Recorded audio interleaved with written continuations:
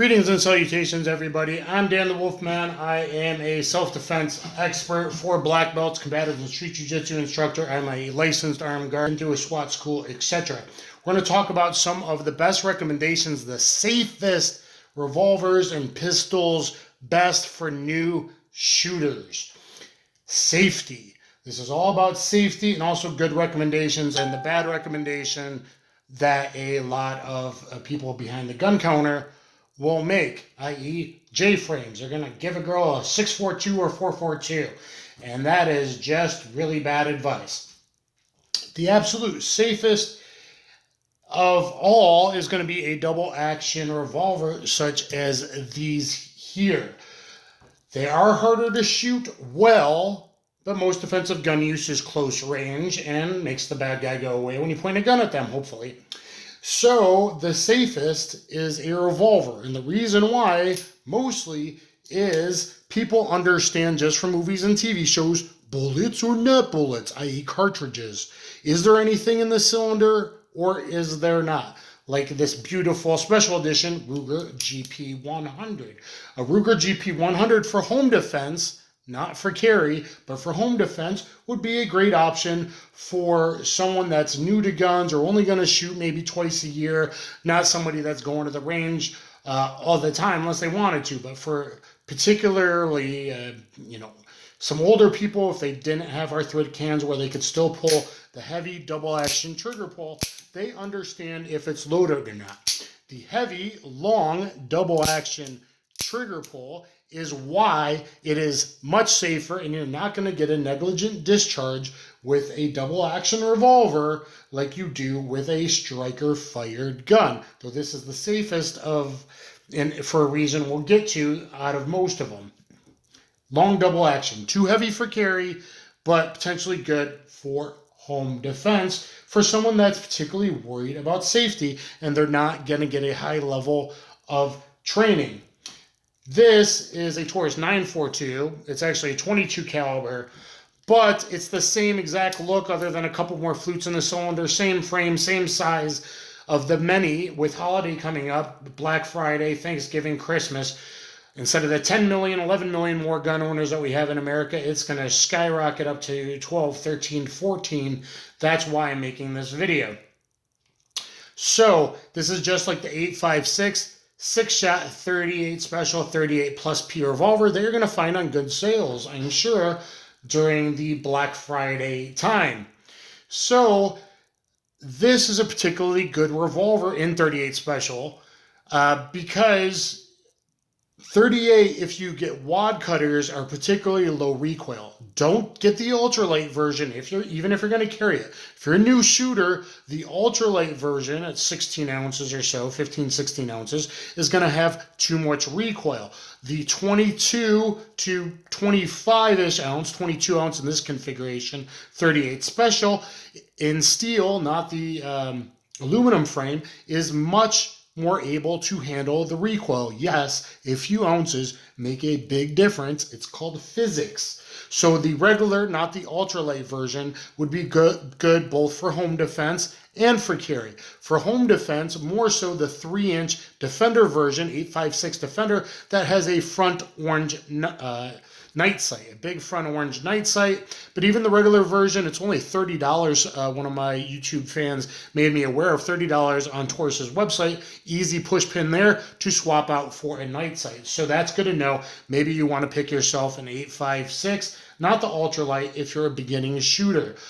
More experienced shooters can handle recoil better.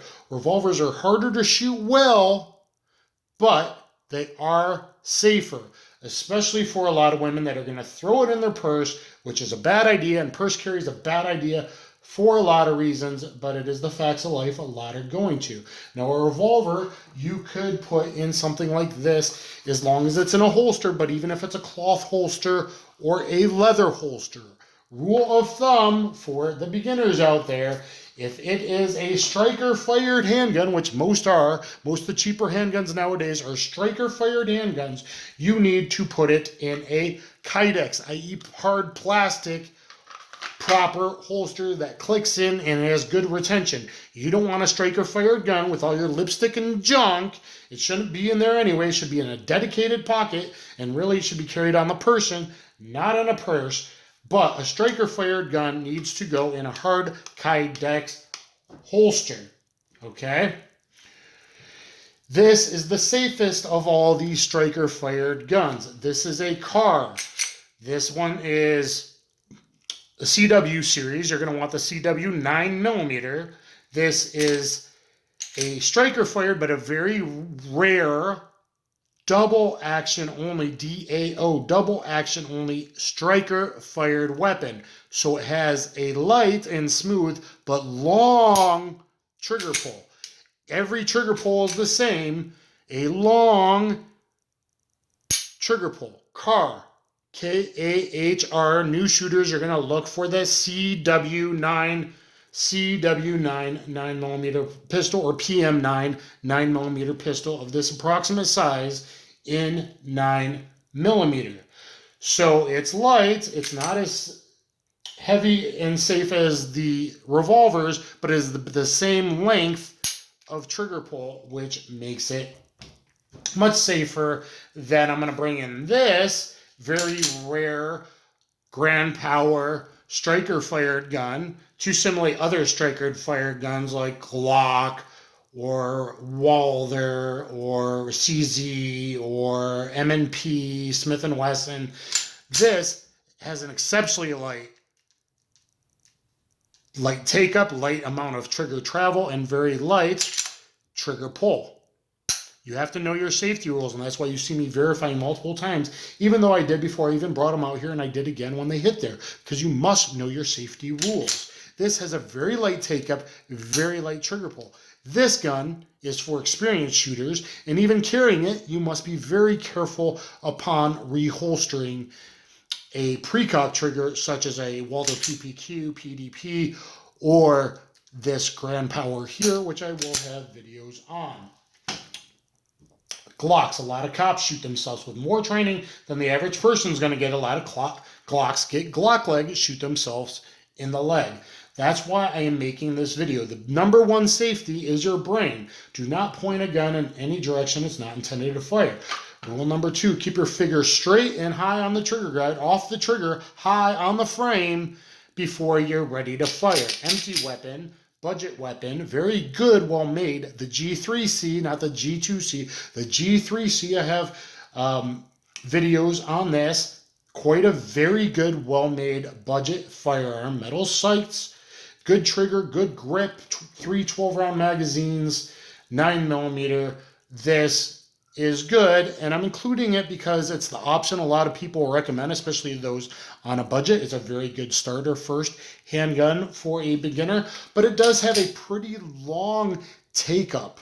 So it's still very light because it's a striker fired gun, but it has a particularly kind of long take-up, which is safer for someone to go, oh my God, my finger's on the trigger. Autos are more dangerous for beginners and boneheads because they go, oh, the magazine's out, it's unloaded. Boom, and they shoot themselves or their friend or their kid or somebody because there's one in the chamber.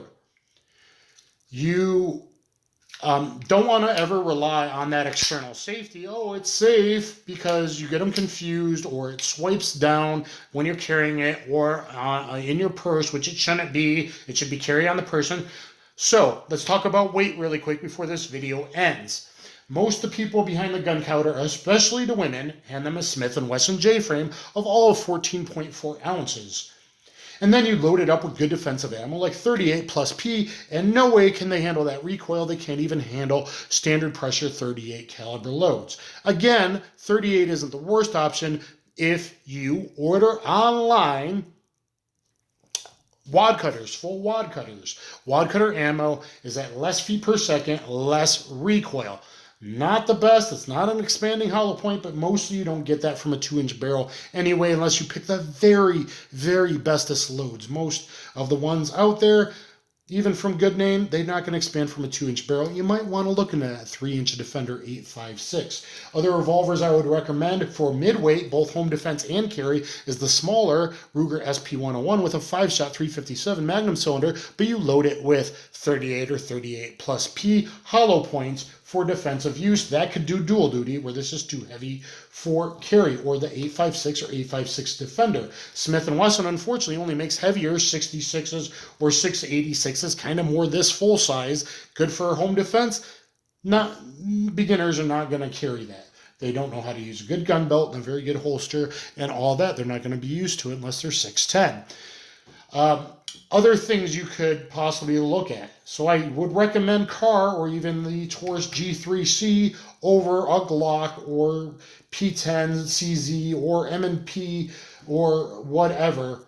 Don't rely on external safeties. People that rely, oh, it's unsafe, are the ones they're more likely to negligently discharge and shoot somebody than someone that just goes, oh, keep my finger off the trigger. Keep it pointed in a safe direction. Keep that in mind. Other things you could look at are double action only, not DASA pistols, but double action only that have the same trigger pull every single time from pawn shops. Double action only pistols. Please thumbs up, share, subscribe. Be safe, everybody. Other people have videos on the firearm safety rules. You need to learn them. But if you're not going to train and get proper training like you should, and you just realize things are bad and you need a gun,